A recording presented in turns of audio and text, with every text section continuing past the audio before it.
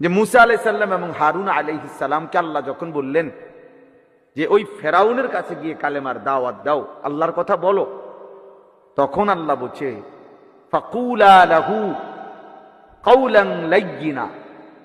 আল্লাহ বলছে তোমরা দুইজনে ফেরাউনের কাছে নম্র ভাষায় কথা বলো, দাওয়াত দাও। কেন? লাআল্লাহু ইয়াতাযাক্কারু আও ইয়াখশা। এই কথাটা বলতেছে আল্লাহ বলছে হয়তো সে তোমাদের এই কথার দ্বারা, নসিহতের দ্বারা, দাওয়াতের দ্বারা হয়তো ফেরাউন উপদেশ গ্রহণ করবে অথবা আল্লাহকে ভয় করবে। তাহলে ফেরাউনের মতো নিকৃষ্ট কাফেরের কাছেও যখন আল্লাহর কথা বলে, তো আল্লাহ তাআলা বলতেছেন উদ্দেশ্য হইল যেন সে উপদেশ গ্রহণ করে অথবা আল্লাহকে যেন ভয় করে। তো সেখানে আমাদের মুসলমান, মুসলিম পরিচয়ধারী আমরা, আমাদের কাছে আল্লাহর কথা বলবার, শোনানোর মাকসাদ কি? উপদেশ গ্রহণ করা, আল্লাহকে ভয় করা। তো সেটাই যদি অর্জন না হয়, তাহলে বাংলাদেশের আরো 30 জন বক্তা একত্র করলাম, 1 লাখ মানুষ হইল, সবাই সবার মতো চলে গেল ফিরে, এরপরে অর্জনটা কি?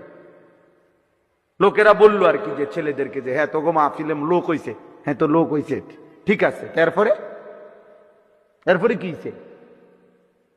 লোক হইছে আর কি, 1 লাখ লোক হইছে, হ্যাঁ তো এরপরে কি ঘোড়ার ঘাস? 1 লক্ষ লোক হইছে, তো এখন আগামীকালকে থেকে তোমরা আর কেউ, যেহেতু তোমাদের মাহফিলে 1 লক্ষ লোক হইছে, অতএব তোমাদের আর কোনো চিন্তা নাই, তোমরা খাও দাও ফুর্তি করো, তোমাদের কবর আযাব মাফ।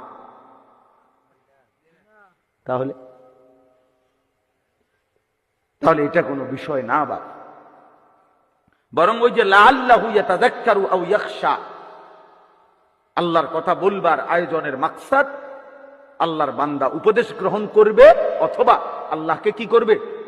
ভয় করবে, অথবা আল্লাহকে ভয় করবে। এই 2 মাকসাদ হাসিল হইতে হবে। এই 2 মাকসাদ অর্জন হওয়ার আল্লাহ তাআলা কোরআনুল কারীমের মধ্যে বলছেন ওয়াহুয়াল্লাযী জাআলাল লাইলা ওয়ান নাহারা খিলফাতান লিমান আরাদা আন ইয়াযাক্কারা আও আরাদা শুকুরা। আল্লাহ নিজে বলেন আল্লাহই রাত এবং দিন পর্যায়ক্রমে বানাচ্ছেন।